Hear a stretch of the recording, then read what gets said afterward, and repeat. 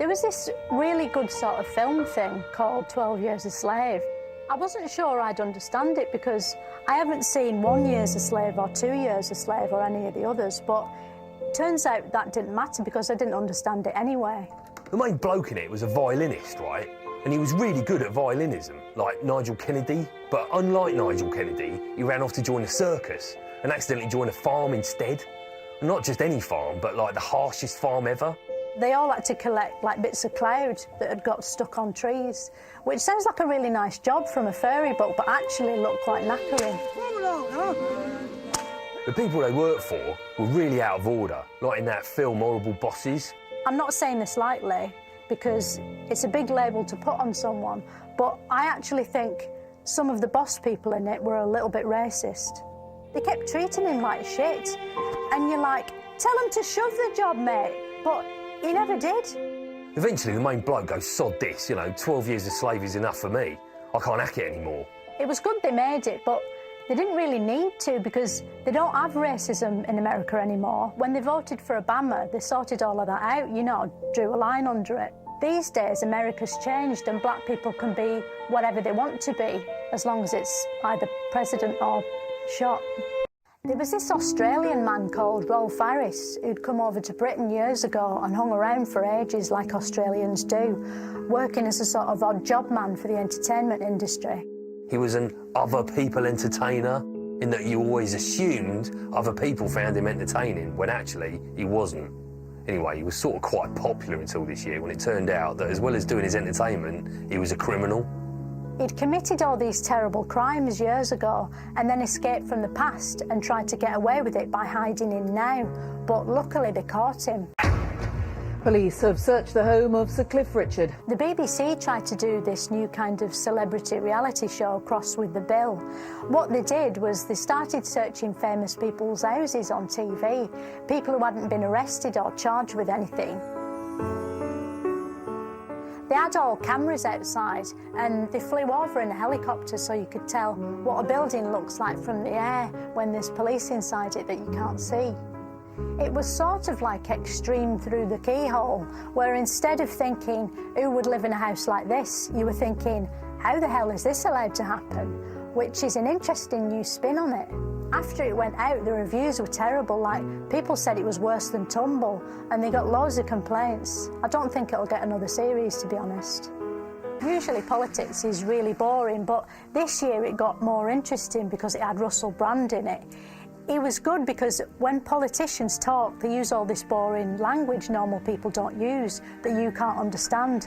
But he cut through all that by talking in Victorian. And the phrase that these women have come up with, social housing, not social cleansing, is incredibly germane, incredibly apposite. He's like a sort of cross between Jesus and Rise of the Planet of the Apes. He said how rich people like him were shit and we shouldn't listen to him, so I didn't know whether to listen to him or not, but he was fucking everywhere, so it was really hard not to. Then he brought out a book called Revolution about how unfair everything is, and so you'd know he meant it. He pulled a serious face on the front. It was about how catapultism is naughty and how we could build a better world if we were nice to each other instead of spending all our time thinking about coins.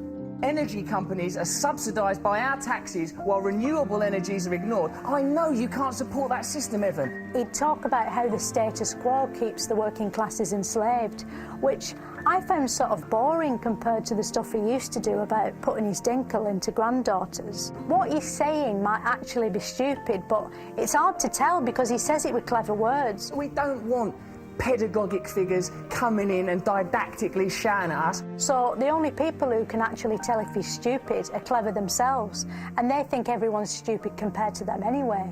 Basically, the only way to find out if he's clever or stupid will be to do everything he says and see if society totally collapses and hundreds of thousands of people die.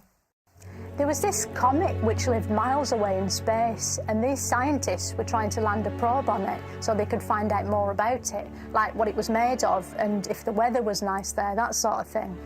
The science people are all in their control house looking at computers, and then when it landed they were really happy, which was lovely to see.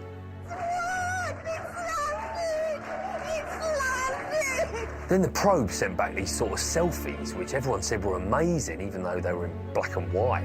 It was all just rocks, like no trees or waterfalls or even like, I don't know, a horse by a pond in the background.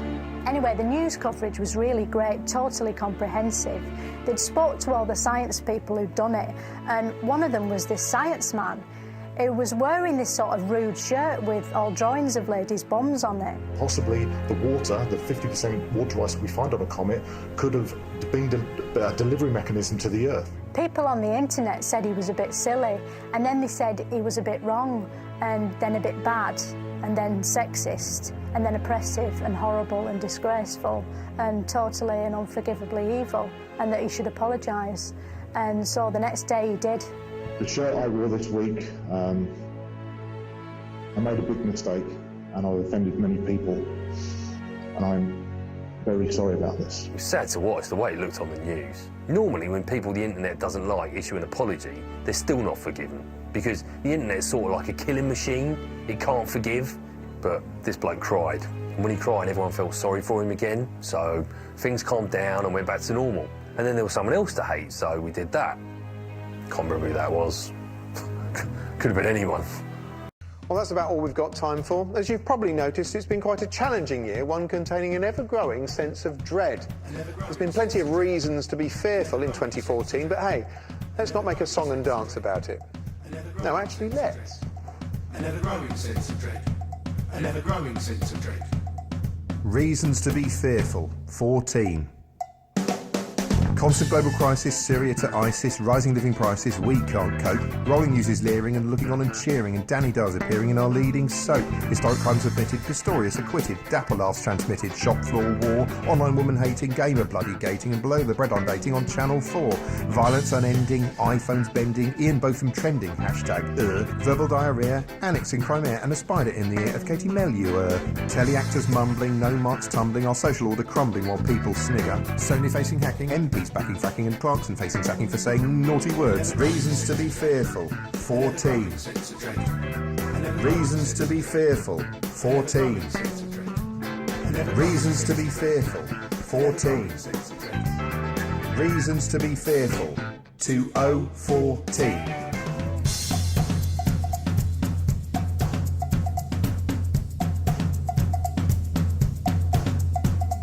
Reasons to be fearful, 14. Awful fear and dreading, Ebola virus spreading, Clooney's bloody wedding and that damn song. You two uninvited, UKIP all delighted, and everything Mark Wright did all year long. Corruption in the city, Scotland getting splitty, woody couldy diddy, that's no joke. Porridge for Rolf Harris, Miliband embarrassed, Cameron was harassed by a random bloke. Devastated cliff face, choppers over Cliff's place, baked Alaska misplaced, feelings hurt. Solange attacking Jay-Z, Atmos looking hazy, and Twitter going crazy for an ill-judged shirt. Brooks Newmark with a hard-on, Boko Haram, her continued stardom, Jeremy Hunt. Russell's evolution contains no solution, he's untouched by evolution, the ape-like chap. Reasons to be fearful, 14. Reasons to be fearful, 14. Reasons to be fearful, 14. Reasons to be fearful, 2014.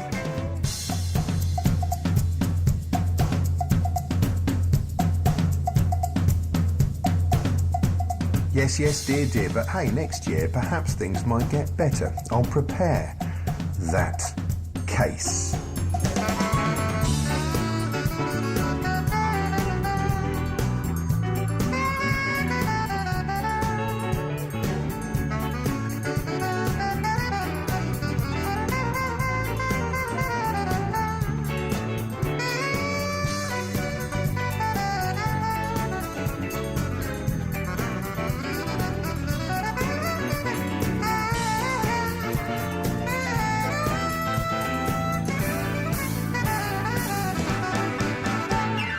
Reasons to be cheerful, 15. Reasons to be cheerful, 15. Reasons to be cheerful, 15. Reasons to be cheerful, 2015. Let's try looking forward, beyond West Norwood. Maybe things will turn good in months to come. Economies recover, we all embrace each other, and the love will spread like butter. And your mum. More Peter Capaldi? You might go on holiday. The bargain bin at Aldi is full of cheap check beer. You can do some voting and new royal baby dating. Oh shit, I'm sugarcoating. Back to fear. Battlefields burning, stomach always churning. Benefit Street back to Series 2. Every day up early, Nigel Farage and Kay Burley, belligerent and surly on Sky News. Another coalition, parliamentary repetition, hatred and suspicion every day. Apocalyptic weather, going hell for leather. That's the end for this year, now go away.